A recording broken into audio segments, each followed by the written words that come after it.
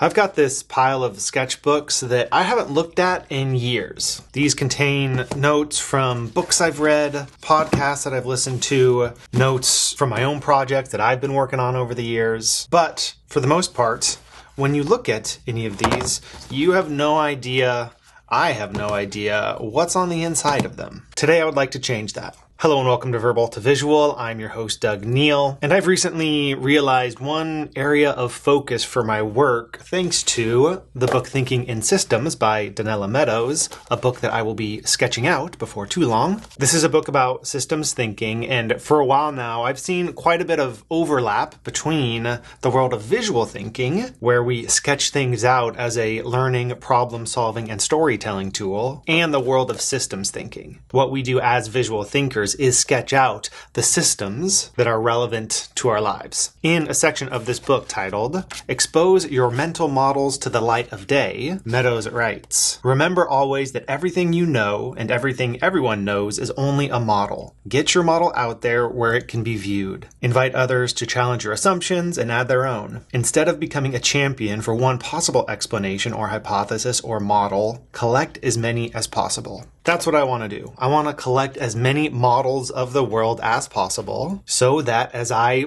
walk through life, I have lots of models to choose from when I'm trying to understand whatever situation is in front of me. And personally, for me to be able to actually remember and bring those models to mind, I need to create some sort of a visual artifact. I need to sketch out that model so that I can see it. I've also made it my career to help others do the same thing, develop their own visual thinking skills, so that you can sketch out your own models. But I clearly have not done a great job of archiving some of the past models that I've collected. So in this video, I would like to start remedying that. I want to bring you with me as I revisit what's in these sketchbooks, add some helpful references to the outside of them, and also take a look at what ideas are here. See if any of them stand out to me today. So let's see what we find.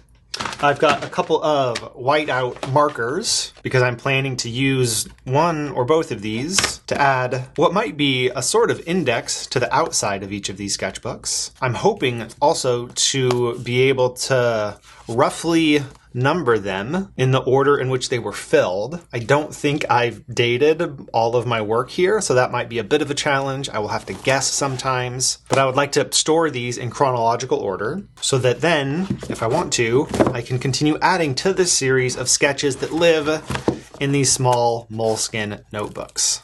This one happens to be blank, so that's one that I can add to.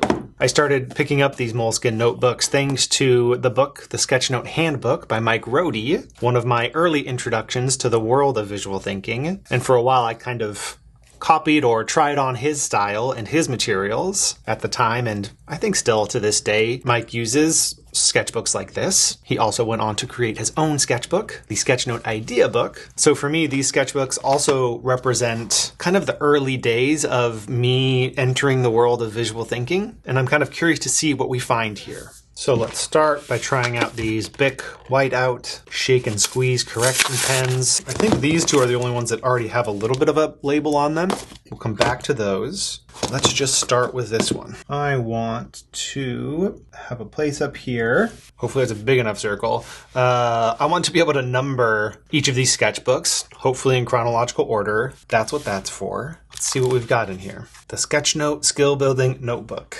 All right, so this is, I think, the early stages of me working on a workbook that I ended up calling the Verbal to Visual Notebook. So here I'm playing around with what type of activities might be useful for people new to visual thinking, from writing in different styles to getting back into drawing with basic lines and shapes like circles and ovals, then drawing basic objects. The form of the finished Verbal to Visual Notebook isn't quite like this. I'll link to it if you want to check it out. Actually, why don't I just show it to you? It looks like this, and it's got one activity per page that hopefully are engaging prompts to get you to sketch out things in your life, things that you're thinking about, from playful practice to connection activities to fill this page activities to personal reflection activities. So this is what the Verbal to Visual Notebook looked like, or what it looks like by the time I finished it. And these here are kind of my early thoughts about what might go into it. So I think some of these ended up becoming activities that made it into the final notebook. How to draw a stick figure or a coffee mug, star people, arrows. I'm seeing some of my early approaches to teaching visual thinking here, the elements that make it up. Okay, here we go. So all of that was me brainstorming activities for a workbook on visual thinking. What did I first call it? I think that's the title we'll give it. Sketchnote Skill Building Notebook. So this is going to take some practice using this pen. My hope was that using the front cover and the back cover, I would have enough to create an index for the entire sketchbook here. We'll see if I end up running out of space, and maybe I'll try out these paint markers. All right, we'll use that one next and see which we like better. Here we get to a sketchnote of Tim Ferriss's 2017 TED Talk on why you should define your fears instead of your goals. I think this got quite a bit of traction when it first came out. It's a recipe for avoiding self-destruction. Part 1 was about stoicism, an operating system for striving in high-stress environments. Training yourself to separate what you can control and what you can't control. We suffer more often in imagination than in reality. Quote from Seneca there. So I think Ferriss outlines this journaling activity that you can take on to define your fears instead of your goals, starting with what's the worst that can happen if you take on the endeavor or the challenge that you want to take on or that you're considering. List 10 to 20 of the worst things. That's define. Then there's prevent. It's not uncommon for me to occasionally leave out letters and names. What can I do to prevent each or decrease the likelihood of each? And then repair. If worst case occurs, what can I do to repair the damage? Or who could I ask for help? All right, so we're defining worst case scenario. And then on the second page of journaling, what might be the benefits of an attempt or a partial success? So page 2, you're identifying the positive outcomes that might occur from you choosing to do this thing. And then page 3, what's the cost of inaction? Emotionally, physically, and financially. In 6 months, in 1 year, in 3 years. Beware the atrocious cost of the status quo. So instead of goal setting, it's about fear setting. The last thing I captured here was a quote from a bodybuilder, I'm assuming. Easy choices, hard life. Hard choices, easy life. That does sound like a useful activity to take on when you're deciding whether or not to take some sort of a leap in your life or try something new. As I think about what's going on in my career and my creative life right now, what I do have some fears around is actually this YouTube channel and the direction in which I'd like to take it. This precise video that's more of a behind the scenes project as I take you with me, in this case, while I archive some of my old sketchbooks and revisit the ideas within them, I have a fear that you might not have any interest in this, that this might not be the type of video that will succeed on YouTube. But the overall worst case scenarios aren't all that bad. If I make a handful of videos like these, project walkthroughs, and I'm getting no reaction at all, then I can simply stop making them. I don't think they're going to do any damage to my career. And the benefits of a partial or complete success are too high. It might work. You might enjoy seeing me engage in various types of visual thinking projects, as opposed to just the result. That's kind of what I'm getting at here. I still do want to make videos where I'm sketching out a summary of a book that's interesting, something that I have prepared, but I want to do more of showing you the visual thinking process from start to finish. That's a type of video that I'm excited to make and that I think I can make on a more regular basis, that if I get into the cadence of it, if I find a style of doing this that I like, could have some real benefits in the months and years to come. And it looks like that is the last entry of this sketchbook here. This one I will say, it is finer tipped. Tim Ferriss on fear setting. Kind of like the look and feel of this better than this, but it is nice that this has a finer tip to it. And then I'm wondering how to indicate that there is room left in this sketchbook.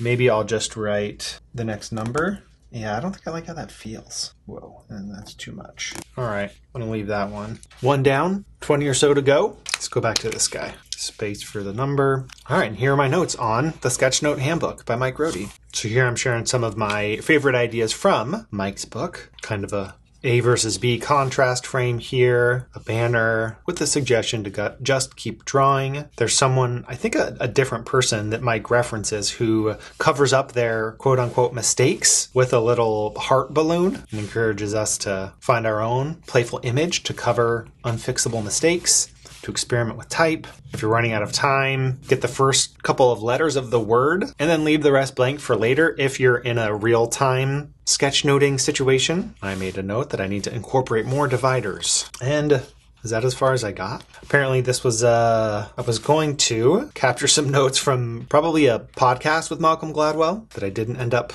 doing anything with. And then it's back to the Sketchnote handbook, some potential patterns to try out, aiming for curation, not completeness, encouragement not to get stuck with two-stage sketch notes. I sometimes disagree with this, depending on what you're doing. With the idea of sketching out models, I find it really helpful to iterate on the model that you've sketched out for yourself, because it's likely that the first time that you make it, after you see it, there's going to be things you want to adjust. So giving yourself the permission to re-sketch out that model can be really helpful, but you do have to be careful, especially if you're maybe taking notes on something like a podcast or a workshop, something that someone else is presenting. It can be a burden to take a bunch of notes in real time and then feel like you need to go back and re-sketch out all of those notes. I think that's what Mike is encouraging us not to do, to be okay with whatever imperfections exist in the first way that those notes get down. He encourages us to add our own commentary, that it's okay, that it shows your personality. And Mike must have referenced Back to the Future, and at least in my perception, got it wrong. It's 1.21 gigawatts. He must have used a different number in the book, quoting or perhaps misquoting Doc Brown. We'll have to go back to the source to see. And then we make it to some sketch notes. So, am I going still back and forth here? Maybe a little bit. I think that maybe was just a warm up here. So let's start. I'm going to say Sketchnote handbook notes. And then next we make it to some sketch notes of Cory Booker's appearance on The Daily Show with Jon Stewart. That feels so long ago. Back when Jon Stewart was hosting The Daily Show. Talking about investments in infrastructure, 21st century education. Okay, nothing all of that mind-blowing here. And it's just one page. I don't think I care about that enough to include it in the front. I don't think I have any interest in revisiting that in the future, so I'm going to let that one go. Here I am taking notes on Buddhism. Probably from a book that I was reading. That's too bad that is not labeled here. Wonder if I include it at some point. There we go. Houston Smith and Philip Novak, Buddhism, a concise introduction. Okay, there we go. Original Buddhism being empirical, with an unequivocal appeal to direct validation. Scientific, in search of natural cause and effect relationships. Pragmatic, concerned with problem solving. Therapeutic, the end of suffering. Psychological, it begins not with the universe, but with the human experience. Egalitarian, an open door to all, regardless of social status. Directed to individuals. Work out your own salvation with diligence. There is a lot that I like about Buddhism, and at various times, meditation has been a regular practice of mine. And then we've got the 4 noble truths. Life is dislocated. Something has gone wrong, it is out of joint, as its pivot is not true. Friction is excessive, friction being interpersonal conflict. Movement or creativity is blocked, and it hurts. The first noble truth is that life is dislocated. Everything from the simplest gratifications to the greatest ecstasies is subject to the law of impermanence. The second noble truth, the cause of life's dislocation, is the desire for private fulfillment. I feel like a lot of the topics and themes that I've sketchnoted over the years have to do with fulfillment and purpose and creativity and ambition, but the desire for private fulfillment can get in the way of a whole lot of things. The third noble truth. If the cause of life's dislocation is selfish craving, it ceases when such craving is overcome. The fourth noble truth. The eightfold path. Right views, right intent, right speech, right conduct, right livelihood, right effort, right mindfulness, right concentration. Life needs guidelines, a map the mind can trust if we are to deploy our energies in the right direction. I don't remember a ton of the details around the eightfold path, but this one resonates. I think this is also what I'm up to with my visual thinking work, is sometimes identifying your guidelines, a map that you can trust. so that you deploy your energies in the right direction. For me, sometimes I find it challenging to select those guidelines, to stick with any particular set of guidelines for a long period of time. Typically, my guidelines are built off of the most recent book that I've read, which sometimes is okay, but then you forget about the other books that you've read. That's why I take so much time in creating visual summaries so that I can revisit those past books, so that I'm not reliant on just my most recent media consumption, because I think these guidelines, or even the filter through which you're viewing the world, I think is heavily influenced on what you have most recently experienced, including what you have most recently viewed or listened to or read, which is where some of the detrimental effects of social media come in, depending on what's filling your feed. All right, let's call that Buddhism, a concise introduction. Then we've got some podcast notes, some overly caffeinated sketch notes of the Gape Into the Void podcast, whose host is, I remember his name. I can picture his face. He's a visual artist. Hugh McLeod? I think it's Hugh McLeod. There it is, yeah. Him interviewing Gary Vaynerchuk, who is, somewhat of a controversial figure. Definitely a proponent of hustle culture. I don't pay any attention to Gary Vaynerchuk these days, but there has been times in the past where, in some ways, just the way he's experimented with entrepreneurship through YouTube, that has been intriguing. And there is some of his stuff that is useful for entrepreneurs. Some of the things I captured from this interview: I love building businesses more than breathing. Doing is better than speaking. I'm on board with that. Democratizing language, no MBA speak here. Yeah, I think that's part of his appeal, is that he's not trying to come across as an MBA graduate. I just might make a $15 pack of gum. It's about understanding the psychology of the consumer.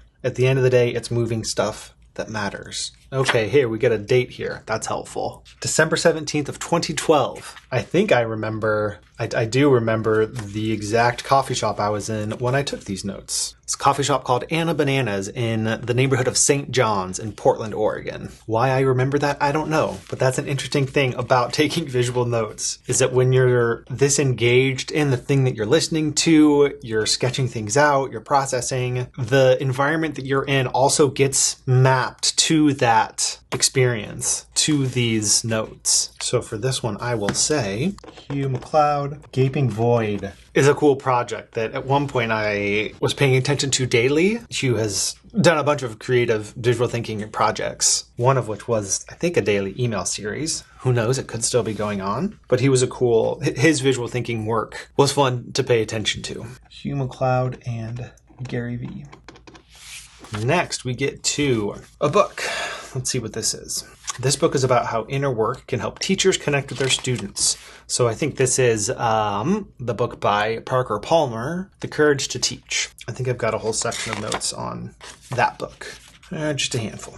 There we go. The work of Parker Palmer has come up again recently. I think it's work that I want to revisit, potentially both The Courage to Teach. He's got a bunch of books that I think are worth looking into. Help teachers connect with their students, help them resist forces working against authentic learning, like standardized tests and bureaucracy. That is still very much a thing. It's not the resources that matter, it's the amount of relational trust in the school environment. And that, as it happens, test scores do go up when the level of trust between teachers, students, and staff goes up. This is my background in middle school and high school education, and even though I didn't go into full-time teaching in that setting, I can think of the people that I got my teaching degree with and how I think they're really good at this. We must enter, not evade, the tangles in education so that we can understand them better and negotiate them with more grace. Technique is what teachers use until the real teacher arrives, and this book is about helping that teacher show up. Yeah, I think that even in and of itself is a reason for me to pick this book up again, because of course, I do consider myself to still be a teacher, even though I'm not in a high school classroom. This is kind of my classroom, verbal to visual, the learning environment where we've got curriculum and live workshops. That is my classroom. And I think for the most part, the real teacher in me is showing up in that space. I think it could show up in this space a little bit more. And that's kind of where this style of video comes in. So we'll see. I might have to pick that back up off of my shelf. Some lettering practice. Okay, I think we're moving on to something different here. So let's add, that was probably like just the introduction of the courage to teach. Can I fit it on this one line? I'm only this far through this sketchbook and I'm already here. So I'm gonna try. Might have to go to that other pen that I like less. Courage to teach. I dislike using the number 2 in place of the word TO, even and maybe especially with the name of my business, Verbal to Visual. But when you're running out of space, what can you do? All right, we get to some lettering practice. And then this I remember because I have thought of some of these ideas quite frequently. These are some notes from Ira Glass, I believe from a video series. Man, it's just those 2 pages, huh?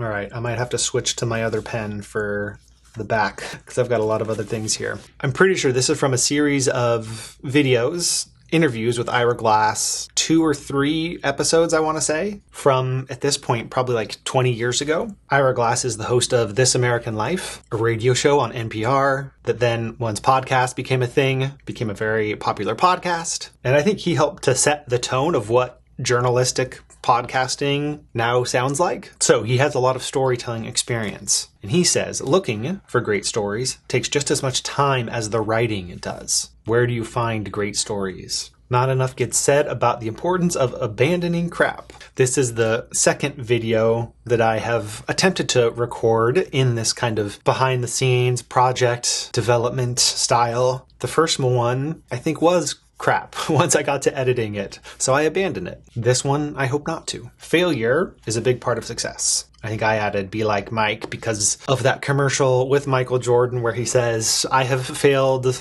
over and over and over again in my life. I think he starts it by saying, I have missed this many thousand 3-pointers. I have turned the ball over this many times, all the times that he has failed in basketball games. And then he says, I have failed over and over and over again in my life, and that is why I succeed. And then the quote that he is most famous for, pointing out that when you first get started in a new field, there's going to be this big gap between the work that you create and your taste. You got into this field because your taste is good. You know what good work looks like, or sounds like, or feels like. So you know that the work that you create doesn't live up to your taste. And the only way you can close that gap is by doing lots of work. I think that's true for visual thinking. I think that will continue to be true for YouTube. So don't be afraid to do this work. Just keep filling it. And eventually you'll be able to walk across. Put yourself on a deadline every day, week, or month. It's going to take a while, so fight your way through it. I like this. I like the setting aside of specific chunks of time for the creative work that you want to do. How this is showing up for me right now is I have a little bit of a shift in my mindset when I enter this office space. I used to ask the question, oh, is this a recording day? Do I have a video lesson to record for the Verbal to Visual curriculum? Do I have a YouTube video that I'm ready to record? I'm currently shifting from that to the perspective of what am I going to record today? There are plenty of projects that I'm working on. And even if the video that I record any given day is simply me working on that project, reflecting on it with you, I think there's some usefulness to that. I think that is the type of work that I want to make more of because it's the type of work that I enjoy watching, especially Adam Savage's YouTube channel. That has been one of my influences to pull me in this particular direction. Tested with Adam Savage and also Project Camp. Adam Savage, very much a maker channel. Project Camp, very much a, what would you call it? It's a group of people who bought a piece of land, who are building it out sustainably, just doing a lot of cool kind of land-related projects, environmental project, growing projects of various kinds. But in both cases, on those channels, they're bringing you along for that journey. And doing something similar is my goal. Not in the exact style of Adam Savage or the exact style of Project Camp, but kind of finding my own style and getting to the point where I feel like what I'm creating lives up to my taste. And I think it's worth recognizing that you kind of have to go through this process with each new creative skill that you choose to take on. You will go through this process as a visual thinker in the early stages of sketching out things that are interesting to you. You probably won't like your initial work. It won't live up to your taste. But if you keep doing that work, if you make more models, if you keep sketching things out, you'll close that gap. So let's go to the back here. I think I gotta switch to that pen that I like less. We're at number 5. How do I want to work around this guy? I'm gonna go way up here. Ira Glass on storytelling and taste. What's next? Okay, here we get into notes from the book Rework by Jason Fried and David Heinemeier Hansen, creators of Basecamp, and also Hey, the email provider, authors of Rework and Remote, and It Doesn't Have to Be Crazy at Work. Mike Rohde illustrated Rework, and if you want to see me revisiting Mike's illustrations, I have a video about that. But let's see what stood out to me when I first read it. They say you need to sell to the Fortune 500. Screw that, we sell to the Fortune 5 million. So when you get into the world of business, you might hear that you need to sell to the companies that have a lot of money. And yes, that's not necessarily a bad customer to shoot for, but there's a whole lot of other people that could be your customers. So why not build things for them too? And that definitely fits with my experience. Over the past couple of years, I have been kind of experimenting with playing in either of these camps. For a while, I was seeking out visual thinking education gigs in the corporate environment, bringing these visual thinking skills to organizations to help teams communicate better, collaborate better. There are some things that I enjoyed about working in that environment, working with organizations, giving talks at events. But I think where my heart lies is more here, more making things in this format for you, for the individuals who find my work and enjoy it enough and want to sign up for my things. So for at least the near future, I think I'm going to be focusing back here again. Plans let the past drive the future and are inconsistent with improvisation. It's okay to wing it. This reminds me of a book that I sketchnoted that I think a visual summary of it lives here on YouTube, of the book Stretch by an author whose name isn't coming to mind right away. It talks about more of a balance between having a planning mindset and an acting mindset. I feel like there's a different word in the book Stretch, but it's really the blend of doing some planning before you act, but making sure that you do shift your attention toward action where there is the opportunity for improvisation. So maybe creating some plans, but not latching on to those plans too tightly. You have to respond to what's going on in the moment. Generally, though, I really like this, especially as I consider the work that I want to make that involves a lot of improvisation and winging it in this realm of bringing you along with me for visual thinking projects. The more you are your own self, the better off you are. But don't hog the spotlight. Show interest in other people and the world. Oh, we're back to Ira Glass. How'd that happen? I must have picked back up with that Ira Glass video series. Do I have any other rework notes here? Yes, I do have more rework notes here. Let's see what comes next. Here, I think I was working on my own potential prints. At one point, I had a print that was along the lines of, listen to your thoughts, but don't take them too seriously. You were born curious, stay that way. If there's anyone here watching this who remembers seeing those prints, let me know. That was like a decade plus ago. I think we're back to rework here. Constraints are an advantage in disguise. Yes, creative constraints can help you. Swap, let's think about it, for let's decide on it. And then we can go get some drinks. In much of life and work, it's so easy to get stuck ruminating on a decision instead of acting on it and then seeing what happens. There's a guy named Matt Church who runs a program called Thought Leaders Business School that I participated in for a while. And I remember him saying something along the lines of, clarity lives on the other side of a decision. So you need to make a decision, do the thing, and then you'll have clarity about it. You're likely not going to get a whole lot of clarity just by thinking about it. It's what you leave out that matters. Be a curator. This is a theme that showed up in the most recent video lesson that I published within Verbal to Visual, how as a visual thinker and as a visual note taker, your goal isn't to create a comprehensive capture, but a curated capture. And that whether you're capturing those ideas for yourself or you're sharing ideas with other people, being a curator is a gift that you can give, especially in these days of information overload.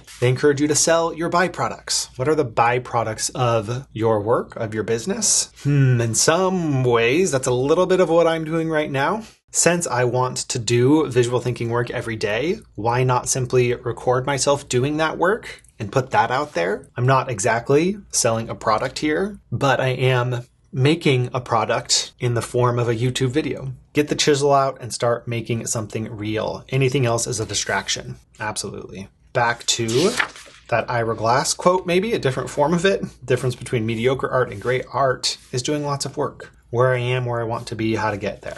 I think these were other print ideas that I was working on. I eventually made one in this form too. Your body is present, is your mind.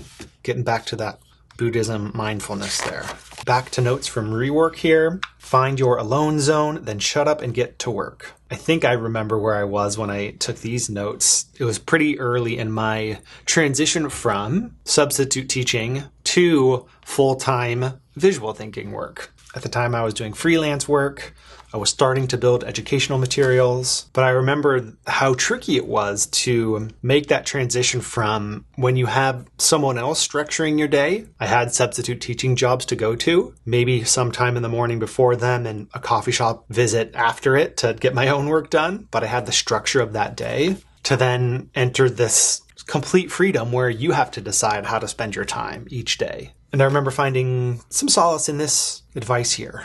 Find your alone zone, wherever that looks like, then shut up and get to work. When you spend time worrying about someone else, you can't spend that time improving yourself, worrying less about what other people think. This one's great early on in any sort of creative or public journey. Be happy you're in the shadows. Obscurity is a great position to be in. I agree with that. As much as I am in the business of building some sort of an audience, there are benefits to being in the shadows early on as you're figuring things out, even as you're putting things out. So enjoy that time when you feel like not very many people are paying attention to what you're putting out there, because that, I think, does make it easier to just do the work. They describe Rework as their cookbook that they're sharing with the world. What's yours? At the time, I was sharing my visual thinking work at a website called thegraphicrecorder.com. So I said, that's where I'm testing my recipes. Now I would say my cookbook lives within Verbal to Visual, within the curriculum that I've developed there, within the workshops that I host, and within this book that I made. So let's add Rework here. This one's a little splattery. How do I get it to splatter less? All right, what's next? Henry David Thoreau quote. It's never too late to give up our prejudices. No way of thinking or doing, however ancient, can be trusted without proof. Henry David Thoreau. That kind of connects well with the Donella Meadows quote that I shared. Collecting models, but not holding on to any of them too tightly. More Rework notes. Don't be afraid to show your flaws, to give a little away for free so that they come back for more, to DIY it first, then decide if it's worth hiring, to tell people when they are full of crap. Writing is today's currency. In Zinsser, we trust. That was my own little reference to the book On Writing by William Zinsser, which was given to me as a gift at the end of my senior year of high school from the advisor to the newspaper. I was co-editor-in-chief that year. And being part of the newspaper staff during my junior and senior year of high school, going through that act of finding stories, interviewing, writing, and publishing for that small local community, I think that was a little stepping stone toward what I'm doing now. You don't need more hours, you need better hours. When you write to a specific target, you're a lot more likely to hit the mark. Here I think I was playing around with sketchnoting some lyrics from the music of a friend of mine that I got my teaching degree with. His name's Jeffrey Martin. He's an amazing guitar player and singer. I will link to him somewhere down in the description below.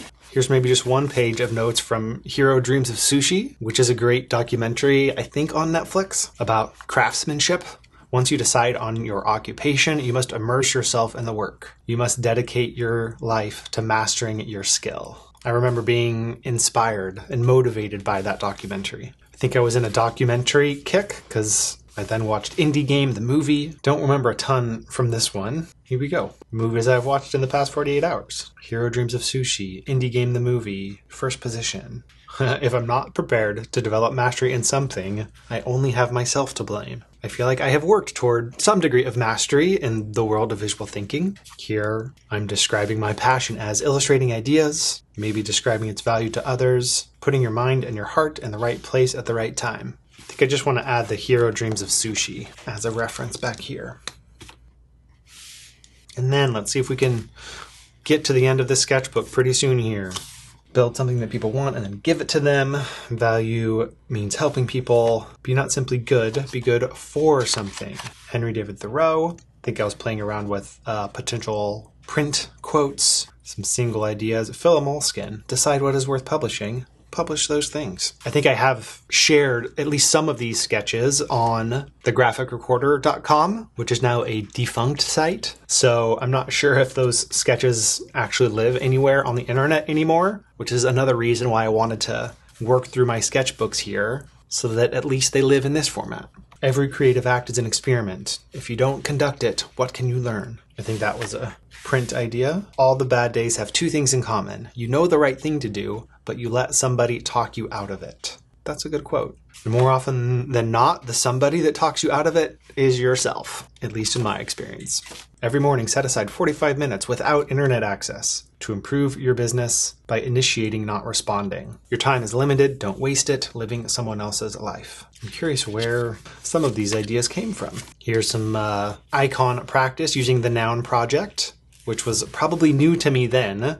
I reference them all the time now for folks who are building their visual thinking skills and need references for simply drawn objects. The Noun project is great for that. Here's some notes from Jerry Colonna's appearance on Good Life Project with Jonathan Fields. That was a go-to source of mine for a long time. There's a ton of good interviews there. Jerry Colonna on entrepreneurship, delusion, and peace of mind. Meaningful work plus an entrepreneurial mindset equals changing the world for the better. Beware the shadow side of entrepreneurship.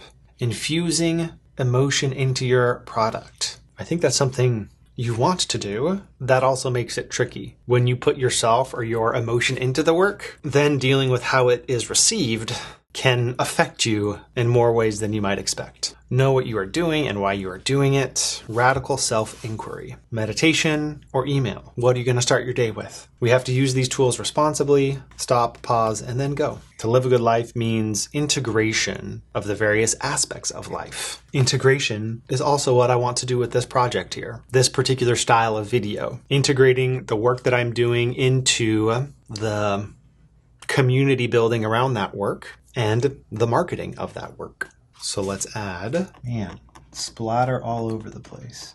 Jerry Colonna, GLP for Good Life Project. And then I think I already saw what's next. Dan Pink on Good Life Project. I went to law school because I didn't have anything better to do. Law school to politics, writing for Al Gore, to full-time writer. I do like the work of Dan Pink a lot. I've been doing this for free, so why not do it for money? And that's the end. Wonder if I picked up with that in another sketchbook. We'll find out. Passion is overrated. It's what you do when the passion isn't there that counts. There we go. We made it through a full sketchbook there, and we're able to fit it all on the front and back covers. I think I like skipping or not including the things that don't necessarily resonate with me anymore or are just some practice sketches or things like that. Maybe I will add, though, just in case I ever feel like looking back on them, I'll say print drafts. For a brief period, I had an Etsy shop where people could buy some prints that I made. I feel like that's a good place to stop this particular video. Let me put this guy back in the middle here. Having made it through 2 sketchbooks, really just 1.5 because this one only had 2 entries in it. I think I like the format. I like how this is coming together. And now it's just a matter of continuing this process for all of these, which is kind of a lot. And depending on how this goes, I might turn this into a series. If enough people enjoy this, I will continue recording the archiving and the revisiting of the ideas in these sketchbooks. So if you would like to see that, do let me know. This is where it is helpful to see some of the metrics, the likes, the number of comments. That is a bit of an indicator of whether it's worth me putting in the effort to do this again. So if you liked this, then like it and let me know what you liked about it in the comments below. And if you want to build your own visual thinking skills so that you can fill your own notebooks with ideas that are impactful to you with your own creative projects, then check out the resources at verbaltovisual.com. Thank you so much for watching. We'll see you in the next one.